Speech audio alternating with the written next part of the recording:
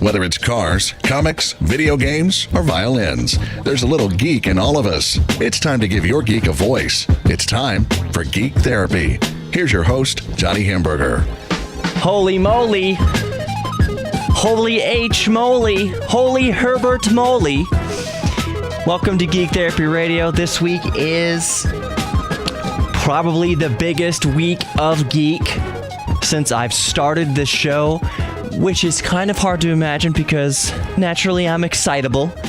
I'm an excitable person when it comes to anything dorky or geeky or nerdy or scientific-y. And doesn't my voice sound a little bit more broadcaster this week? It's because I've had a sore throat. I've been fighting off a sore throat. And there's a little bit of congestion going on, which has given me a little bit more of a chest voice. But back to this week of Geek Therapy, this week in geek. Guess freaking what? Star Trek The Next Generation turned 30 this week. The week of September 28th is the week that TNG first aired on television. The first Star Trek series since the original series. And maybe it's just my generation. I think TNG is the best series so far.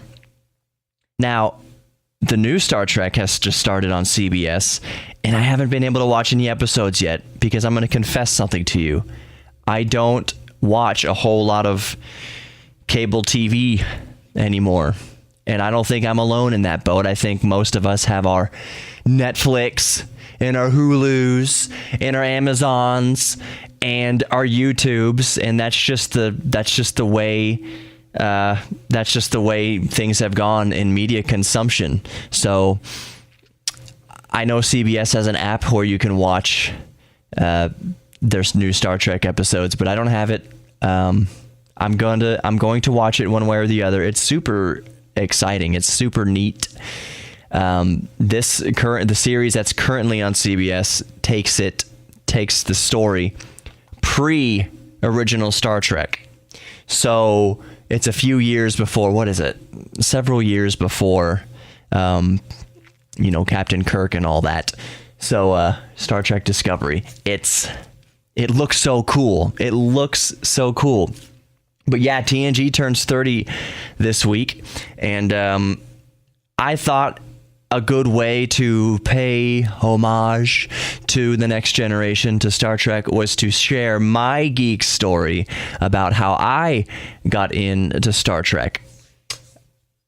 For years, well, let me go back a little bit. My first introduction to Star Trek was, which Star Trek was it? Oh my goodness, I am probably making a lot of Trekkies out there. Wince, you're not a real Trekkie.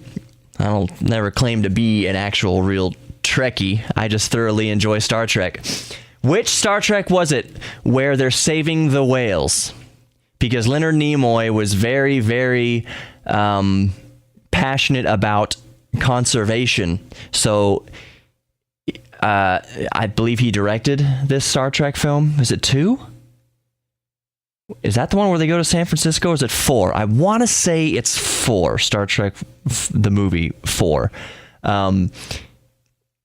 Anyway, so I remember being exposed to that when I was little, and I couldn't really get into Star Trek when I was little. Not just because it was so scientific and over my head and all that, but one of the Star Trek movies in which they put that little bug, that little alien, into the guy's ear. You remember that one? That scarred me from Star Trek for a long time. My dad showed me that movie when I was a kid, and that cockroach-looking thing, or whatever it was, that bug that bored itself into that guy's ear to take over his body, that freaked me out. That was very freaky. And even in The Next Generation, there was an episode, one of the early episodes, where the bug crawls down the people's throats and takes over their body. That was freaky. That was super violent. This was before the rating systems. So that episode of TNG season whatever, episode whatever, I don't have it memorized. That was very violent because the episode ends, and I'm not going to spoil it. I'm going to spoil it, but if you haven't seen Star Trek at this point, Next Generation at this point, then it's 30 years old, obviously. The end of the episode where they blow the guy's freaking head off, that was amazingly violent. And even I saw that episode for the first time recently in my life, and I was like, what? They showed that on TV? That's pretty creepy. That's pretty graphic.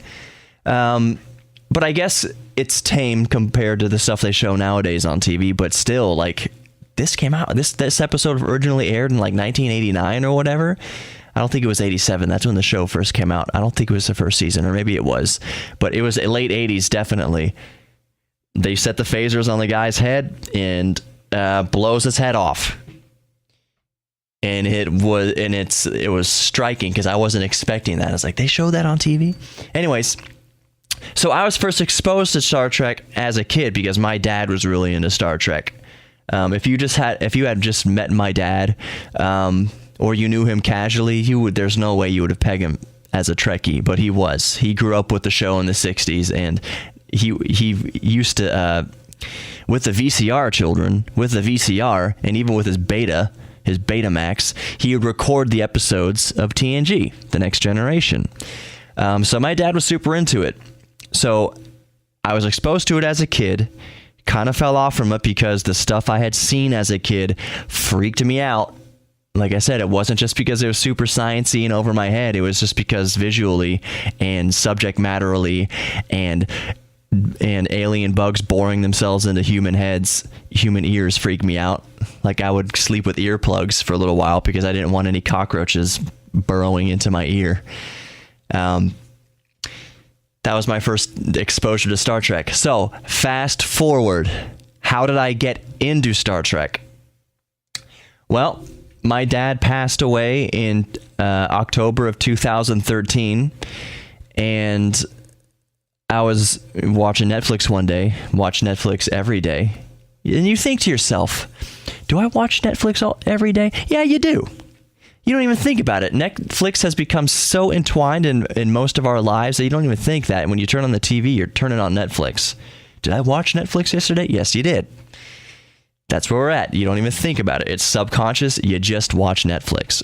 Anyway, so I had Netflix on, and they had released The Next Generation onto Netflix. So, again, this is right after my dad died. And I was like, you know what? I haven't really revisited Star Trek very recently in my life, very often in my life. I remember my dad did take us to see First Contact, was it? In the theaters, Star Trek 7 or something like that. It was the Next Generation cast. Data was in it, and Lieutenant Troy, and Captain Jean-Luc Picard, and of course. And I remember thinking, oh, that movie's really cool. The Star Trek movies are cool to me now. Like, the modern Star Trek movies were cool to me, but I never got into the canon of Star Trek. So after my dad died, it came on to Netflix, and I thought, okay, I'll just give it a shot. I'm probably not going to like it, but my dad really liked it. What is there to it? Maybe I can be closer to my dad now, posthumously, if I just watch Star Trek to see what was he so into it. I'm not going to watch soap operas. He really loved Days of Our Lives or whatever. I don't feel like I will get closer to my father by watching soap operas. That was the only soap opera he ever watched, which again was, knowing my dad, it was kind of weird. You would never peg him for somebody who watched a soap opera, but he almost watched that religiously, just like Star Trek. So I started watching Star Trek. And from the very first episode, for some reason, regardless of feeling like it could get me closer to my father, it grabbed me in a way that I wasn't expecting it to grab me. I loved the logic of it all. I loved the bright future that it promised. And it wasn't just the logic. It was that anyone who's watched TNG knows it wasn't just the logic. It was the constant it was the constant battle is the constant yin yang between logic and human emotion. Remember the episode where Data's asking Riker, why would a human trust another human knowing that other human can hurt them?